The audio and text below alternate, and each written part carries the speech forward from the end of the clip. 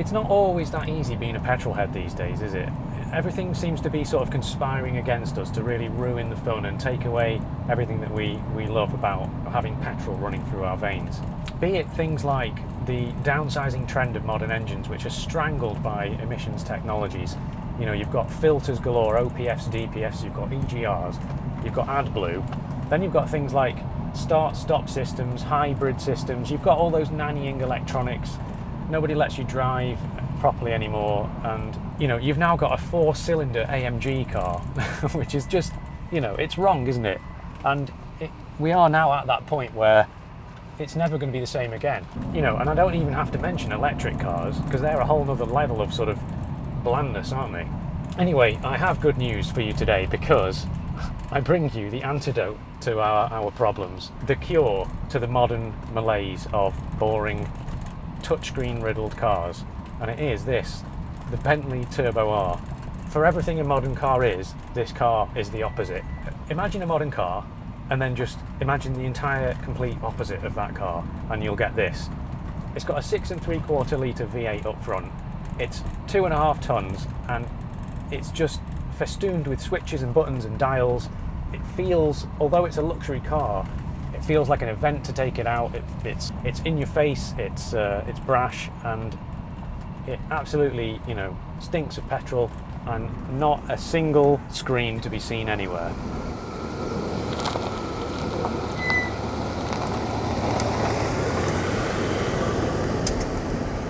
So this car was built in Crewe in the Midlands of the UK, and they built about 7,000 of them over the years, because it was built right from 1985 up until 1999.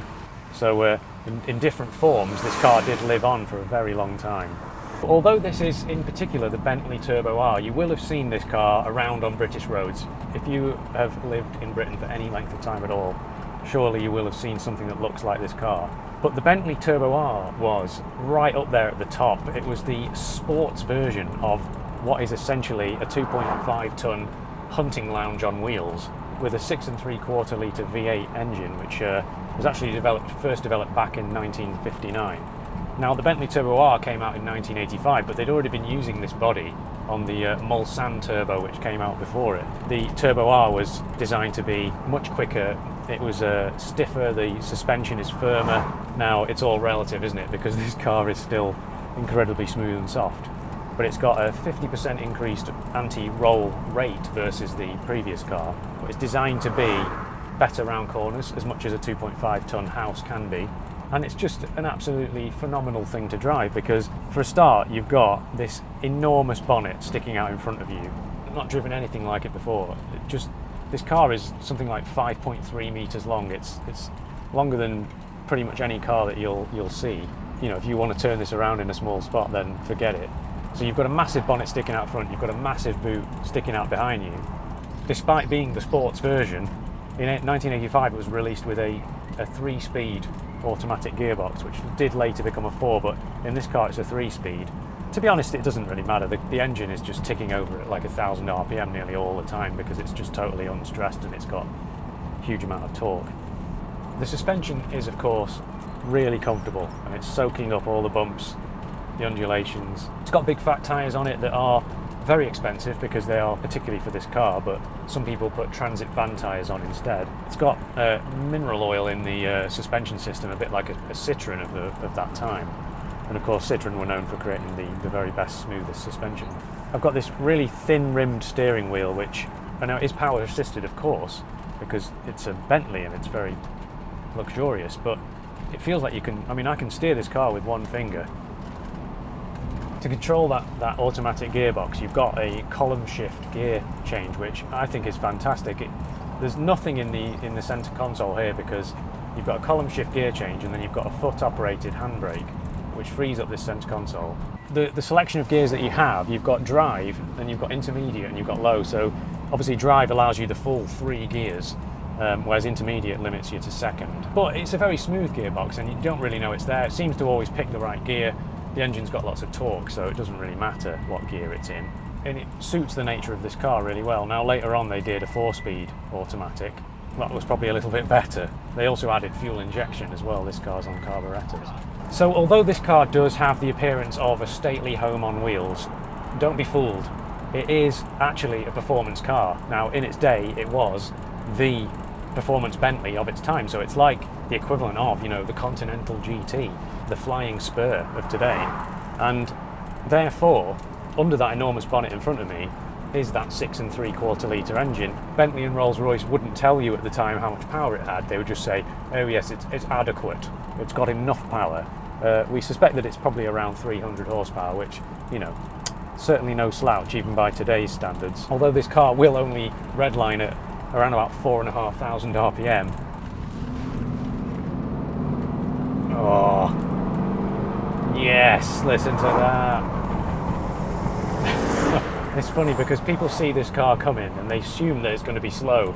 You'll be pulling onto the motorway and someone will see you miles back and they'll pull out to give you space. And then you just launch it onto the motorway and you leave them in your dust. I think people just assume this massive old car is going to be slow, but it really is surprising. Now, of course, the downside to that performance, that 300 horsepower from 1985, is that this car is, of course, a prodigious drinker of petrol. You are probably going to see around 15 miles per gallon on a run. You could get to 20. I mean, if you're lucky and you try really hard, you could get 20 mpg out of it. So, although of course this car is set up to do long distance, you're going to need big pockets to do that.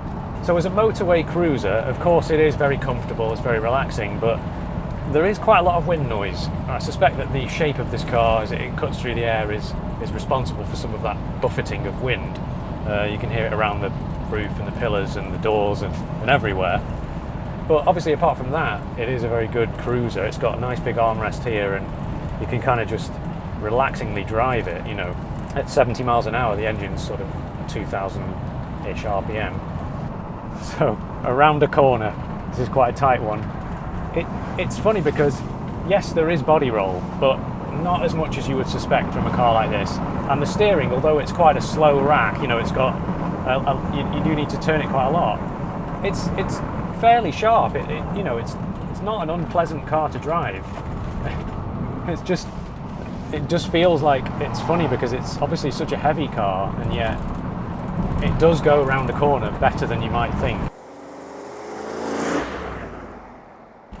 And of course, back in 1986, when this particular car came off the line, it was not a cheap car to buy. In fact, in 1986, which was a year before I was born, this car cost its original owner £60,000. You're talking not far off £200,000 now for this car if it was new. And it really was not a car for a man with a light wallet. Today, thanks to a prodigious rate of depreciation, these cars can be bought from sort of maybe £8,000 to £10,000 all the way up to 20 to 25. Now, if you think about what you're buying, a car that cost 60 grand in the 1980s, you are getting a heck of a lot for your money. But of course, don't be fooled. These things, they are not cheap to run. They're not cheap to fuel, of course. Not cheap to maintain. Now, although they are, they're pretty well built things, they're not technically unreliable, but what they are is old and fancy, and therefore parts are expensive. You need to find someone who knows how to fix these things. And if you buy a car for 8 grand, you're probably going to spend another 8 grand on sorting it out. Now, Ron, the owner of this car, thank you so much, Ron, for lending me this car. I will point you to his YouTube channel. Put the little tag for it there, and there'll be a link in the description, including like tax and insurance and stuff. He spent about 20 grand on this car thus far. He bought it for around 8. He's had it for 2 years, but now it's sorted. It's a good, usable car. But you do have to watch out for a couple of known problems with these things. One of which is the head gasket. Now, they are known for blowing head gaskets, and that may set you back £5,000 to get that sorted out. So, do the old mayonnaise check under the oil cap if you're going to buy one of these. So of course, with this car being from the mid-80s, there is not a touchscreen in sight, and instead there are a million dials and switches in this wonderfully finished interior, which does feel of incredibly high quality. You can sort of see where the money went, the 60 grand went on this car.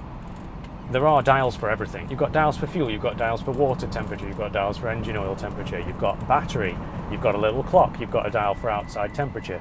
Then lots of little switches, which are all really nicely done. Like the switches feel high quality, they're very nice to use. And you know, as petrol heads who've grown up in a certain era, we love switches, don't we? We love buttons, and we don't like these sort of haptic feedback type touchscreen things that you get on cars now. Now, what initially it looks like dual zone climate control, but it's weird because it's the zone at the top and the bottom, not the side to side. So you've got upper temperature and lower temperature, and you can control the temperature that goes to the screen and the temperature that comes to you. These little sliders here are so smooth. I've never felt such a smooth dial in any car. And then these lovely big silver solid feeling air vents. Now, funnily enough, you've got the really nice air vents here on the top, but then the ones in the middle here, they're the only thing in this car that I felt like really lets it down. They're really plasticky. It's quite strange that they're so different to the rest of this interior of this car. You've got like the loud horn and the soft horn. So I've got a like that, and then I've got there's like two different sounds. So one for like going around in the countryside or whatever, and one for beeping at people and being angry and telling them to get out of your way. On the right hand side is all your little warning lights. Now, there's not actually that many of them. You've got ones for your mineral oil, you've also got an engine coolant warning, you've got a washer fluid warning, and then you've got if there's ice on the roads, this car, it'll tell you. The shag pile carpets are like lush. They're like much nicer than what you would get in your own house. I think it's probably the only car that I would ever want to drive barefoot, because I'd love to just have my feet, you know, my left foot, which is doing nothing, could just be in that carpet the whole time. Now, backseat JJ, he has to take the rough with the smooth, doesn't he? Because sometimes he's in cars that are less than adequate for adults sitting in the back. But today, I think he might quite like this car. So let's find out. What do you think of the Bentley Turbo R backseat JJ? Bentley. Bentley. Bentley. So, back here in the Bentley. It is fabulous. First of all, there is actually a pretty decent amount of legroom. I mean, it's not like limo level, but you know, with it set for 6 foot there in front, 6 foot at the back, I've got plenty of legroom. I've got these little footrests which you can just like pop your feet on underneath if you're not tall enough. Then there's just this really nice wood that's just like, I don't know what tree that's from, but it's a pretty special tree. A little light switch that controls this map light. I'm not sure why you need a mirror there, but there is one. Because I can sort of do this to check my face. The grab handles back here are like no grab handle I've ever seen, and I am a connoisseur of such things, because they like come down like this and then spring back. Quite a cool thing. Although there's not millions of features back here, it just feels opulent. It's definitely a car that you would want to be like driven around in. So very much grateful today for being in this car. Yeah, and back to you. Nice one, thank you. So it's a truly phenomenal car from a time that is now long gone.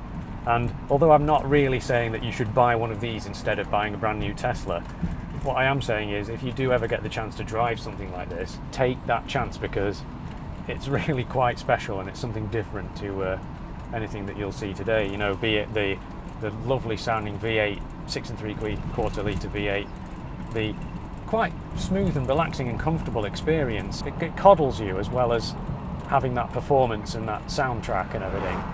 Thanks again to Ron for lending me this car, and thank you to you guys for watching. If you want to see another video on another car, then do click up there, and I'll see you in the next one.